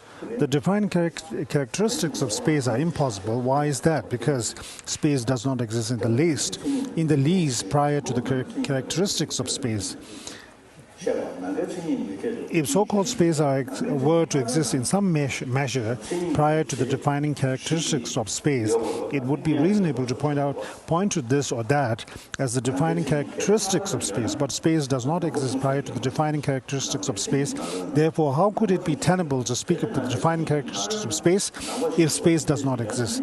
If you consider that prior to the defining characteristics of space, space exists, then in that case, if something exists prior to its characteristics, it would absurdly follow it has no characteristics. Objection. But something without defining characteristics exists. Response. A thing without characteristics has never existed anywhere. The term any means ever. A thing without defining characteristics has never existed, nor is it taught in any textual system.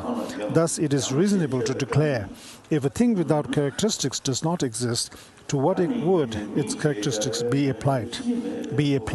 In this case, characteristics do not apply to those without characteristics. Page 43. Because things without defining characteristics have never existed before. Therefore, if things without defining characteristics do not exist, it is not tenable that defining characteristics are applied to a non-existent basis. But if you think that characteristics apply to things that possess defining characteristics, then it is in response no to those with characteristics. Also, it is tenable. It is not tenable that defining characteristics apply to things with defining characteristics because things do not exist. What use would defining characteristics be to things that are already established in their own defining characteristics? Thus, an infinite regress would absurdly follow, for then things would never be without defining characteristics, and defining characteristics would always apply to them. This also is unacceptable to apply to defining characteristics in that way to things that already possess defining characteristics is untenable. But if you think that such defining characteristics are applied to things other than those with defining characteristics or without defining characteristics, then the master observes, nor do they apply to any other than those with or without characteristics. Excuse me, why is that? Because it is impossible. If those with defining characteristics are not those without defining characteristics, and those without defining characteristics are not with those defining characteristics, then those with defining characteristics and those without defining characteristics form a dichotomy In that case, it is untenable that defining characteristics apply to those with defining characteristics and those without defining characteristics, because this is utterly impossible. When characteristics do not apply, a basis with characteristics is not tenable. When defining characteristics do not apply to a basis, then a basis without defining characteristics is untenable. Thus, though you note that elephants are properly established since they possess defining characteristics, that is untenable because defining characteristics do not apply to those which possess defining characteristics. If they don't, how would a basis of defining those defining characteristics be tenable? Objection. First, defining characteristics exist. For it is due to the existence of defining characteristics that a basis that with defining characteristics is established. Response. If a basis with characteristics is untenable and its characteristics would not exist, page 44,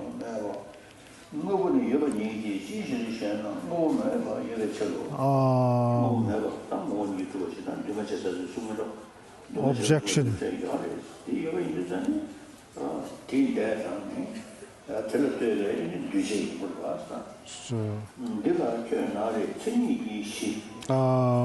Indeed, one cannot state this is a basis with defining characteristics and this is a defining characteristic.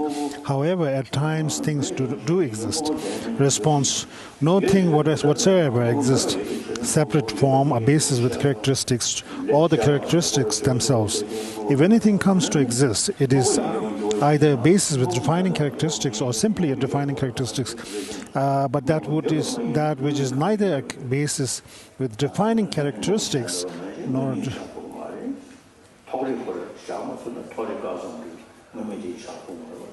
So, his Honor says, if you cannot sort of establish, sort of obstruction and touch, then you cannot establish its sort of inherent nature or something like that. Page 44. Objection. But things surely exist. What is that? Why is that? Because non-things exist. You have said that a basis with defining characteristics and the defining characteristics themselves do not exist. But this was said with reference to things. Therefore, since anything references in the statement things of any type do not exist, does exist, does things exist because non-things exist? Response. Well said. If non-things exist, then also things would exist. How could things exist? Things exist since non-things do not exist. In what way? The Master says, if a thing does not exist with respect to what it be a non-thing, previously it was said, no thing whatsoever exists separate from a basis with characteristics or the characteristics themselves. If that does not exist, you should investigate how it could be your non-thing. Page 45. As such, it is the non-thing of a thing. And if a thing does not exist with respect to what would be a non-thing, that being so, non-thing do not exist because things do not exist. Objection, there are those who understand things and non-things, and those who investigate things and non-things. Since such beings exist, things and non-things are properly established. Response. Things and non-things have contradictory properties. Who then understands things and non-things? Contradictory phenomena refer to opposing phenomena. For contradictory phenomena to those things and non-things are contradictory phenomena regarding things and non-things. What are the contradictory phenomena to those things and non-things? They are those that are not things. And with regard to space, there are things called obstruction and touch. But if you analyze, you cannot find them. No, it doesn't. They don't. Like same thing with color and shape. If you analyze, you cannot find them.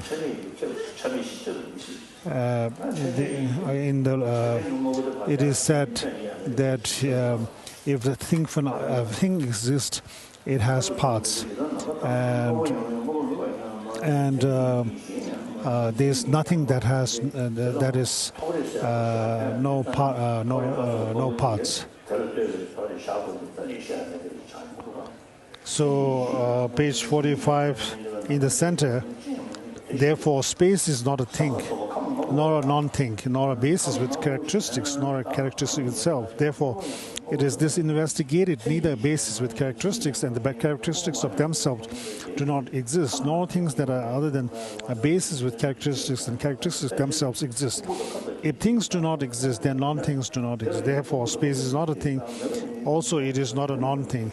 It is not a basis with characteristics, nor even a characteristics itself. In that case, if anything is called space, called space existed, it would not be different from those four, since even those four do not exist. Therefore, space is non-existent. The other five elements are also are the same as space. So same as space means they are the same as space. They are the same as space. For what space is investigated, it is not a thing. It is not a non-thing. It is not a basis with characteristics. It is not a non-characteristics itself. Therefore, so-called space is none of these. So too, any of the five aggregate elements, such as earth, are not things. They are not non-things. They are not a basis with characteristics, and they are not characteristic themselves. Page 46. Since things have neither existed, therefore elements do not. So if we don't analyze and just take things as they appear, like for example, life from past life to this life and this life to, so we consider it is. That's why some schools hold. Many schools hold that the mind stream is eternal. Sort of consistent, permanent, because it never stops.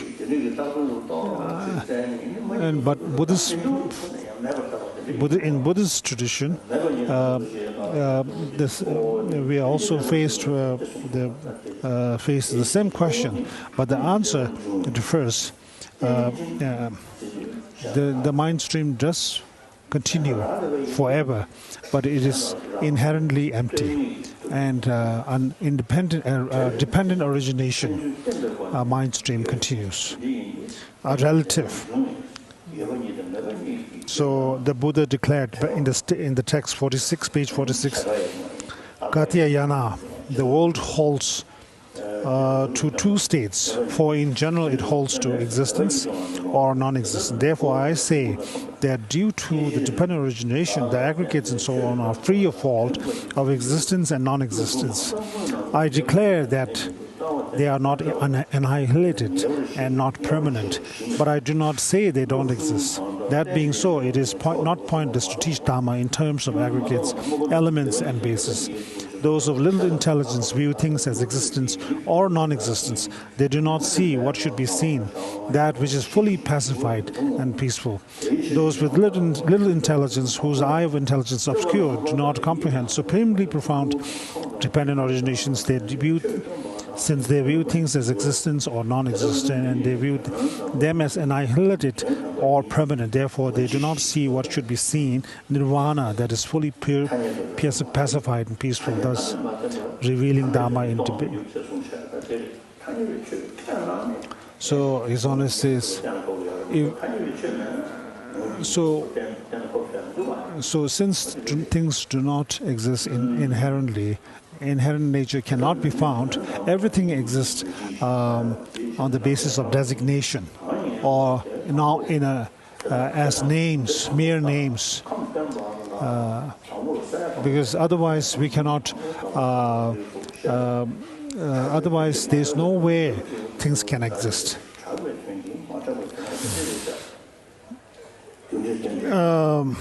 Okay, page 48, chapter 6.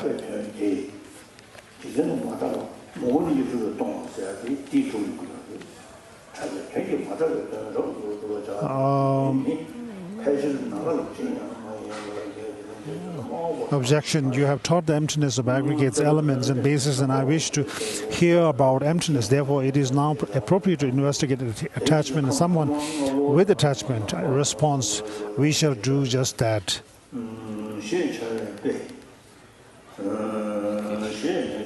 Holiness. Please, di gomadige. Ara nga togo naske. Nga togo desnas. Then. Togo naske.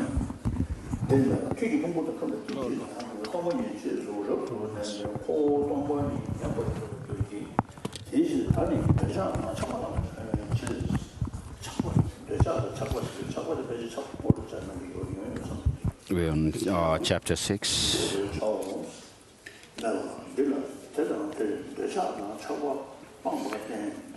So, objection, you have taught the emptiness of aggregates, elements, and bases, and I wish to hear more about emptiness. Therefore, it's now appropriate to investigate attachment in someone with attachment. Response, we shall do just that. And so, with regard to attachment, so which is the emotion, and then the person who is obsessed with that is called the one with attachment. The refutation of attachment and someone with attachment has been taught in various contexts, and so again here the logic that is used earlier with regard to action, agent, and the acted upon object, that same logic applies. Also the logic that fully pacifies attachment has been taught, but if they do not exist, then it is logical to teach the reasoning that fully pacifies them. If you are not bitten by a snake, mantra and medicine are not so are of no use. That being so, attachment and someone with attachment exists. Response, attachment and someone with attachment are impossible. In what way? The master declares, if prior to attachment someone with attachment is without attachment, attachment with would exist in dependence on that. If someone with attachment exists, then attachment exists. If prior to there being attachment, someone with attachment transforms from being without attachment to being attachment, then attachment would come to exist in dependence on that person having attachment. Why is that? If someone with attachment exists, then attachment exists. Thus, if someone with attachment exists, it would be tenable to say this also is his attachment. If someone is with attachment did not exist, then whose attachment would it be? Thus, since attachment is untenable when there is no basis with attachment, then therefore attachment is untenable if someone with attachment does not exist. If someone with, so then the critic, if someone with attachment exists, attachment exists. And the response, even if someone with attachment exists, how would attachment come to be? But even for you, if someone with attachment exists, how would attachment itself come to be? In that case, what use is the action of attachment to someone already with attachment? If he does not act as someone with attachment, how could attachment arise? But if it did not, if it did arise, how would he would never not have attachment? Therefore, even if someone is with attachment exists, attachment would not be tenable. Objection. First, someone with attachment exists, and since someone with attachment would not arise if there were no attachment, attachment is fully established. So between the person with attachment and the attachment,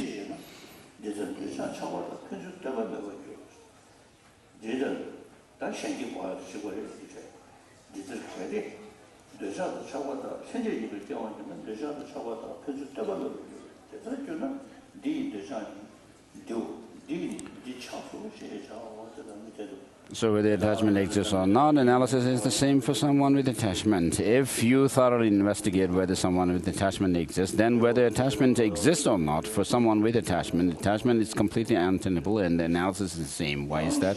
If prior to someone with attachment exists for someone without attachment, someone with attachment would exist in dependence on that. If attachment exists, then someone with attachment exists. If prior to there being someone with attachment attachment transforms someone without attachment into someone with attachment, then someone with attachment would exist independent on that. Why is that? If attachment exists, then someone with attachment exists. But thus, if attachment exists, it would be tenable to say that this is someone with attachment. If attachment did not exist, how would he become someone with attachment if he's a person without attachment?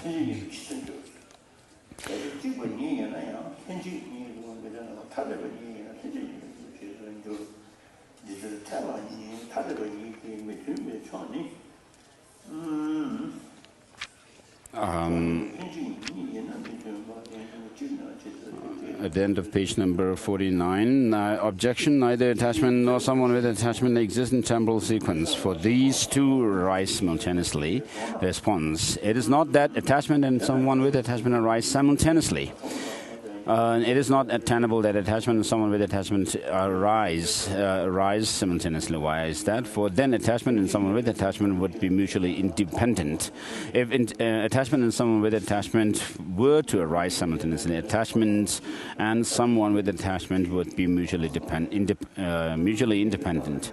If that were so, it would not be tenable to say this is his attachment, and due to this he is someone with attachment. If these expressions do not exist, then attachment would not be tenable, and also someone with attachment would not be tenable. Thus, if attachment is that which excites someone with attachment, and someone with attachment is one who is excited by attachment, then it is tenable that they are simultaneously arisen states which are mutually independent. Therefore, it is illogical that attachment and someone with attachment arise simultaneously. Moreover, the attachment and someone with attachment that is said by you to be coexistent as either the same or different is in this regard. It says, a single thing is not coexistent. First, if something is single, it is not tenable that it is coexistent. Why is that? It is not coexistent with itself. Here, that called a single ox is just one thing and refers to one ox. But how could that single ox be coexistent with just that single ox itself? Therefore, if something is a single thing, being coexistent is untenable. Objection, but if they are different, they would be coexistent. Response, but how could they be coexistent if they are different? If it is untenable, there is something which is single, which is a single thing is coexistent. How could different things be coexistent? Thus, if different things that are incompatible are coexistent, then how could those two incompatible states exist together as one? Therefore, even though they are indifferent, it is not tenable, they are coexistent. But even if you consider this to be untenable, but consider attachment and someone with attachment to be coexistent, then we shall also respond to this. If a single thing were coexistent, it would be coexistent even without a companion. If different things were coexistent, they would be coexistent even without a companion. Now, if attachment and someone with attachment was a single thing but coexistent, then in that case, it would be coexistent even without a companion. How is that? Here, one refers to a single thing, and a single thing called one ox or one horse refers to an ox and a horse. Wherever a single thing exists, also coexistent would exist, and it would follow that a single ox or a single horse would coexist even without a companion. As such, considering this to be coexistent would be pointless.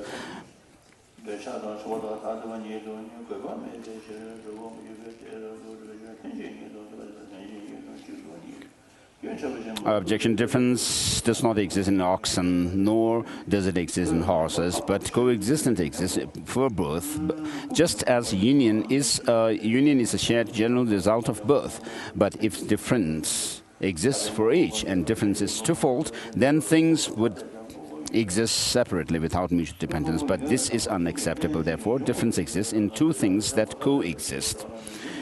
Response. If different things were coexistent, what about attachment and someone with attachment? If they were established as different, these two would be coexistent. Indeed, difference exists between two things. But if you imagine that two different things exist that are coexistent, then in that case, what is established with regard to attachment and someone with attachment, when you imagine it to be so, those two would surely be established as different. If that is the case, those two should be considered to be coexistent because they are established as different things. If attachment and someone with attachment were in fact established as different things, what is the point considering these two to be coexistent? The term in fact, it means definitely. So simultaneity or non-simultaneity cannot be talked about if things were to have any intrinsic independent existence. So, but if you think that attachment and someone with attachment are in fact established as different things, then what is the point of vainly considering these two to be coexistent things? For when they are established as different things, you already assume them to be coexistent things, however, attachment and so forth. So this completes the 6th chapter of, called Examination of the Attachment and Someone with Attachment.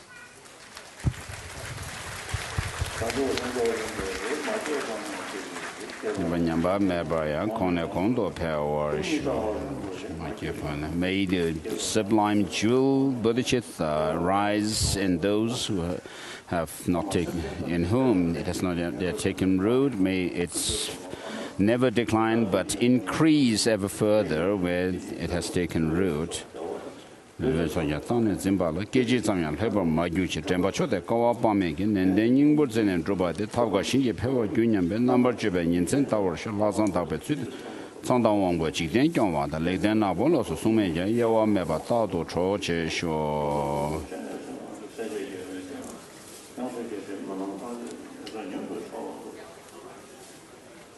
So may I never falter even for an instant to uphold the excellent way of the sage, which illuminates the principle of divine origination through all my births, even giving away my body and life. May I spend day and night carefully reflecting, but by what means can I enhance this teaching achieved by the Supreme Savior through strenuous efforts over countless eons?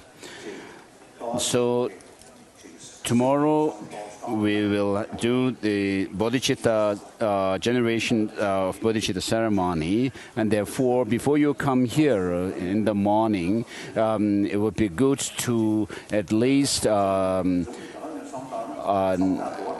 over this principle of altruism. And we talk about all sentient beings, but all sentient beings within this galaxy called the Milky Way, for example, is infinite. And similarly, and therefore, the number of sentient beings is rather infinite throughout the universe. But practically, to whom we can do something to help them achieve happiness and overcome suffering are those of the 7 billion human beings and beings on this planet. And of course, amongst the beings of this planet, Earth, there are those of the animals. And animals, we can't do much for them. We may be able to do some prayers for them, but the 7 billion people on this earth are the ones whom we can actually directly or indirectly, particularly practically, do something to cultivate happiness and overcome suffering. So, of course, you need to put some effort, you need to find means by which you may be able to serve others infinitely, effortlessly, and therefore you should have this determination to become a fully enlightened being, a Buddha, for the benefit of all sentient beings. So if you have Bodhisattvacharya Avatara, of the Guide to the Bodhisattva Way of Life, you should go over the 1st chapter and then the the sixth chapter, and then also the eighth chapter, which the sixth chapter talks about teaches the practice of patience, and which is necessary for the practice and cultivation of bodhicitta, which is taught in the eighth chapter.